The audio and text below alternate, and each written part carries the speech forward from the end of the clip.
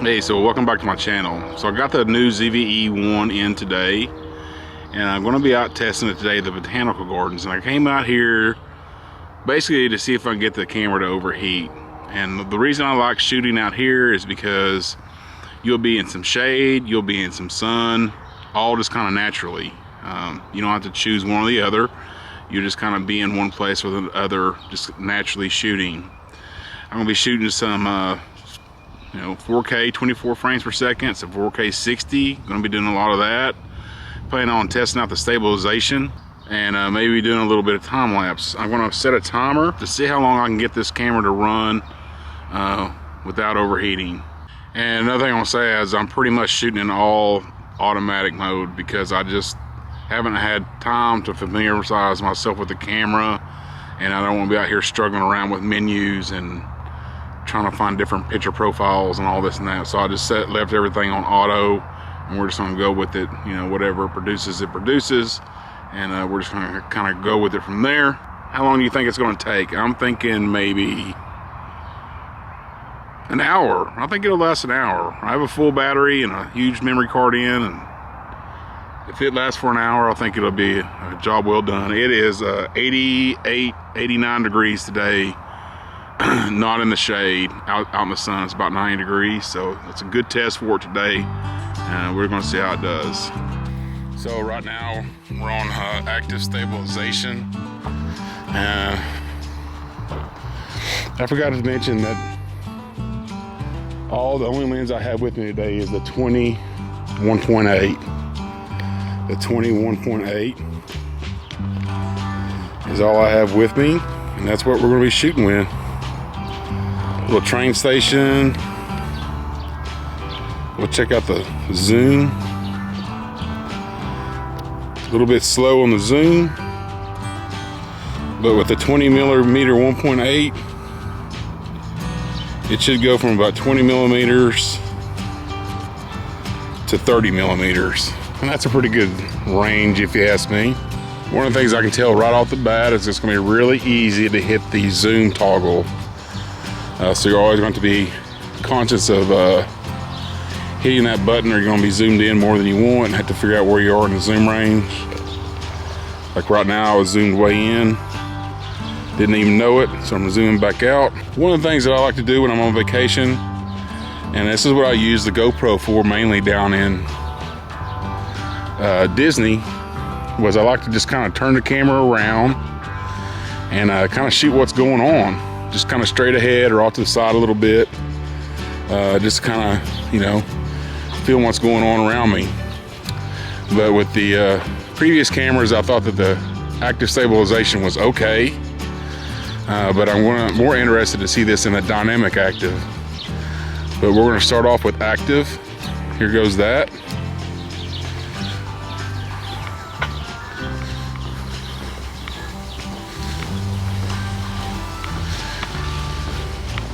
I'm just holding the camera out in front of me, not necessarily trying to keep it steady or anything.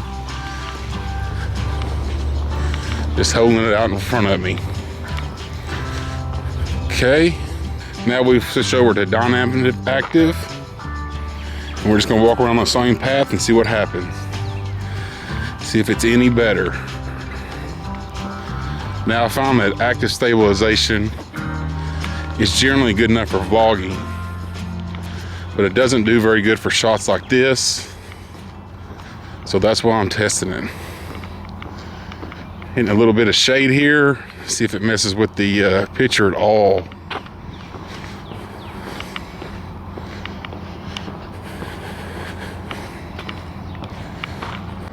Got a little plant sale going on here, in case you want to stop by and donate. Goes to a good cause. Just a little word on the time situation. We've been going for 12 minutes, and I do not have any kind of warning on my camera. That's pretty good. Been going for 12 minutes. I'm gonna go ahead and tell you that if you have old man eyes like me, have to wear reading glasses constantly, that the screen is hard to see. The icons, the little all the information on there is like really small font. I don't know if there's a way to get it any bigger or not, but it's hard to see. In the sunlight, it's pretty dim. But I guess on the other hand, this is made for Generation Z, and that is definitely not me. I don't think this camera is made for people who use reading glasses, old man style. Look at this seriously pretty flower on top of that cactus. It looks like a peony flower to me. I never realized cactuses bloom like that. Super pretty.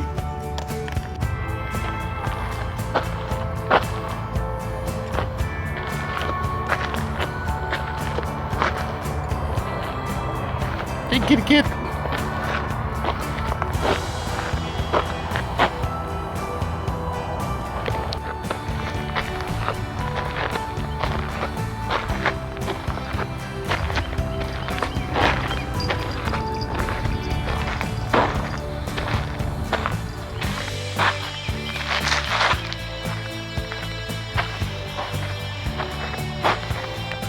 So we can talk about the camera for just a little bit itself, the body. It is super light.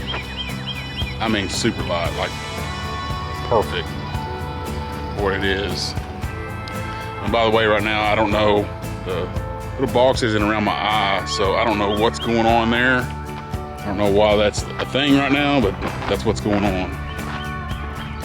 I like the buttons. There's not many buttons on this camera, but they seem to be the right, you know, they're kind of concave a little bit. You can feel them. They have a nice press to them. A lot of people said that this camera feels cheap. I don't necessarily agree with that. I don't think it feels cheap. I wouldn't call it a cheap feeling camera like the ZV-E1. It has a pretty nice little heft to it. And it's not bad at all. I think it feels pretty good. The only thing that I have a big problem with is the zoom rocker. Oh, it's just so easy to trip. You know, so you don't, you know, you'll be taking a shot, you'll be zooming in and out, or you'll go to take a shot, you'll be, you know, wanting to be zoomed out and you're zoomed in, vice versa. So, I wish it wasn't like that, but that's the way it is. Just something to keep in mind. As far as overheating goes, we've been shooting 30 minutes, 4K 24, 4K 60, active stabilization, dynamic active stabilization, tracking, pretty much anything you can do with it. How I would normally shoot a camera. Doing some pictures. I've been going through the menus, trying to figure stuff out. It's a brand new interface. It's really confusing the first time. Oh yeah, I had a clear skin on or smooth skin effect. It's set to mid for the first half of this video. So I probably look like a complete tool. Like I say, I've been sitting down, going through quite a bit of the menus. And 31 minutes. It is at least 90 degrees. I mean, I'm sweating. No overheat. No overheat warning. It is a little bit difficult learning a new camera. Like there's buttons on the screen. All that's gonna be super nice when I get adjusted to it and I kind of know where stuff is. I took some pictures. We'll see how they turned out. But overall, I'm quite impressed. As hot as it is, 30 minutes is pretty good if you ask me. And right now I'm at 72% battery life, so not bad, not bad. Back there when I was saying, you know, I can't get it to focus on my eye, little box hitting around my eye or whatever, it was in product showcase. Like I accidentally hit that on the screen. So you're gonna be really, you know, like I'm not gonna use product showcase just a whole lot, so I'll probably take that off my screen if I can. some of those little icons on there, or you can swap them away, not see them at all, not have to mess with them at all. It is something you have to be conscious of, because you can easily accidentally hit one of those icons and then have to figure out what's going on with your camera and stuff. So that was what was going on a while ago. We got it fixed now, and everything's looking good. But I was running with product showcase on for the last 3 or 4 or 5 shots, so I don't know how that's going to look, how it's going to turn out. Kind of a bummer, but that's, you know, getting to know a new camera, that's for sure. I've been going for, if you can see that, 51 minutes. 51 minutes. Sun, shade, 64, 24. Pretty much everything that I would use this camera for is what I've been shooting in, and have not, you know, recording a little bit here, a little bit there. Some longer takes, some shorter takes. Like I would normally shoot a camera or shoot a scene or area like this. Is how I would use a camera. And no overheating warnings. Pretty impressed. It is a little bit warm to touch, I will admit, but no warnings on the camera, no shutdowns. Okay, ultimate stabilization test coming up right here.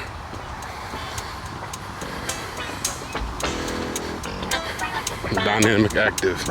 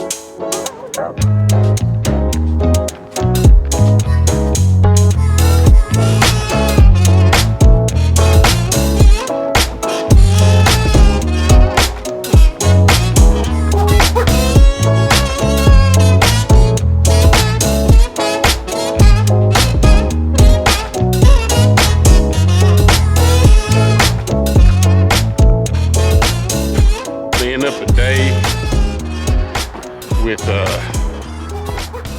cinematic mode, and we're in chic and go, which I thought sounded like an awesome combination. Had my cinematic black bars going, so look awesome. General first impressions of the camera. I think I really like it.